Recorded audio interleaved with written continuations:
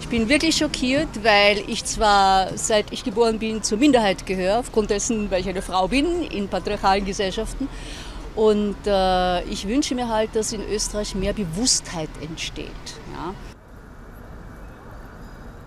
Dann bin ich sehr zufrieden mit dem Ergebnis, nur wird es sehr schwierig werden. Sehr schwierig, weil mit den Roten wollen sie nicht und mit den Blauen sollen sie nicht, meiner Meinung nach. Und sonst bleibt nicht mehr viel übrig.